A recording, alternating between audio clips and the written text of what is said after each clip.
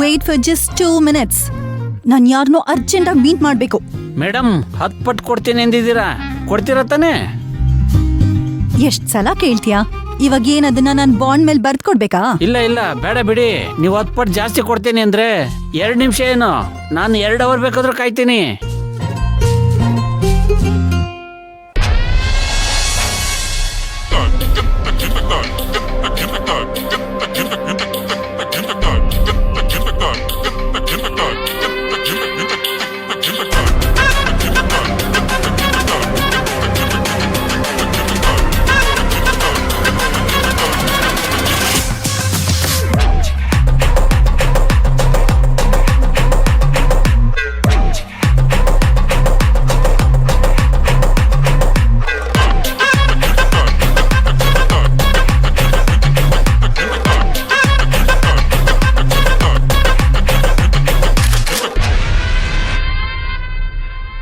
ಯಾರು ಬೇಕಿತ್ತು madam?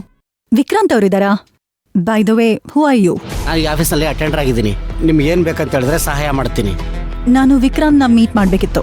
Appointment ತಂದಿದ್ದೀರಾ ಮೇಡಮ್? ವಾಟ್? ನಾನ್ ಅಪಾಯಿಂಟ್ಮೆಂಟ್ ತಗೋಬೇಕಾ? ನಾನ್ ಯಾರು ಅಂತ ಗೊತ್ತಾ ನಿಮ್ಗೆ? ಗೊತ್ತಿಲ್ಲ ಮೇಡಮ್, ಅದಕ್ಕೆ ಕೇಳ್ತಾ ಇರೋದು.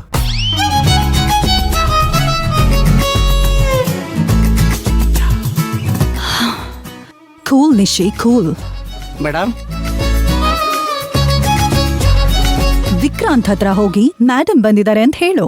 ಯಾವ ಮೇಡಮ್ ರೀ?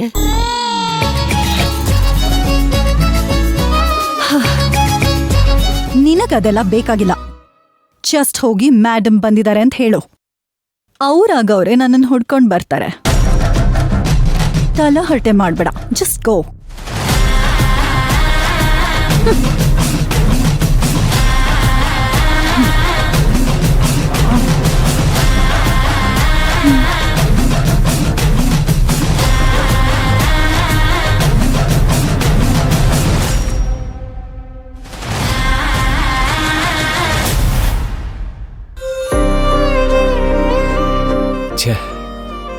ನಮ್ಗೊಬ್ರು ಇಷ್ಟ ಇಲ್ಲ ಅಂದ್ರೆ ಅವ್ರನ್ನ ಹೇಗಾದ್ರೂ ದೂರ ಇಟ್ಟು ಅವಾಯ್ಡ್ ಮಾಡ್ಬೋದು. ಆದ್ರೆ ಪಲ್ಲವಿಯವ್ರ ವಿಷಯದಲ್ಲಿ ಹಾಗೆ ಮಾಡಕ್ಕಾಗ್ತಾ ಇಲ್ಲ. ಒಂದೇ ಕಡೆ ಕೆಲಸ ಮಾಡ್ತಾ ಇದೀವಿ, ಒಂದೇ ಡಿಪಾರ್ಟ್ಮೆಂಟ್ ಅಲ್ಲಿ ಕೆಲಸ ಮಾಡ್ತಾ ಇದೀವಿ. ದಿನ ಬೆಳಗಾದ್ರೆ ಒಬ್ರಿಗೊಬ್ರು ಮುಖ ನೋಡ್ಬೇಕು. ಏನ್ ಮಾಡ್ಲಿ? ಇಷ್ಟ ಇಲ್ಲ ಅಂದ್ರೂ ಒಬ್ರಿಗೊಬ್ರು ಮುಖ ನೋಡ್ಕೊಳ್ಳೇಬೇಕು. May I come in sir? Come in. Sir, madam ಅದಾರ. ಓಹೋ, ಎದುರು ಸಿಕ್ಕಾಗ ಮಾತಾಡ್ಸಕ್ ಟೈಮ್ ಇರ್ಲಿಲ್ಲ. ಈಗೇನಕ್ಕೆ ಮಾತಾಡ್ಸಕ್ ಬಂದಿದಾರೋ ಏನೋ. ಯಾಕಂತೆ? ಯಾಕೆ ಬಂದಿರೋದು? ಅದೇನೋ ಹೇಳಿಲ್ಲ ಸರ. ಒಳಗೋಗಿ ಮೇಡಮ್ ಅಂದಾರಂತೇಳು, ಅವ್ರಿಗೆ ಗೊತ್ತಾಗ್ತದಂದ್ರು. ಓಹೋ, ಇವ್ರು ಬಂದಿದ್ದಾರೆ ಅಂತ ನಾನೇನು ಖುಷಿಲಿ ಕುಣಿದಾಡ್ಬೇಕಾ? ಸರ, ಮೇಡಮು ನಿಮ್ಮ ಹತ್ರ ಮಾತಾಡ್ಬೇಕಂತ್ರಿ.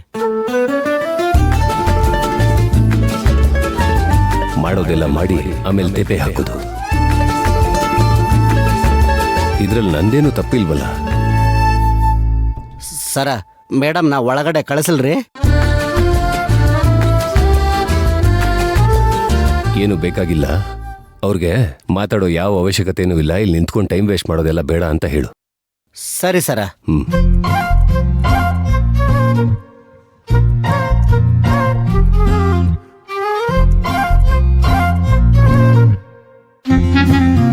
ಪಲ್ಲವಿಯವರೇ, ಇನ್ಮೇಲೆ ನನ್ನ ಲೈಫಲ್ಲಿ ನಿಮಗೆ ಟ್ರೀಟ್ಮೆಂಟ್ ಇದೇ ಥರಾನೇ ಇರುತ್ತೆ.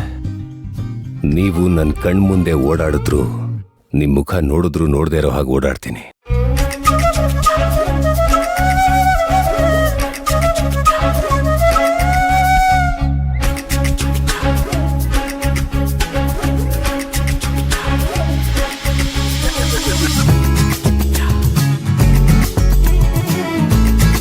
ಏನ್ ಹೇಳಿದ್ರು?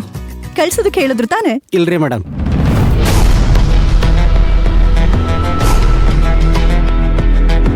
ಅವರು ಒಳಗಡೆ ಕಳಿಸ್ಬೇಡ ಅಂತ ಹೇಳಿದ್ರೆ ಮೇಡಮ್.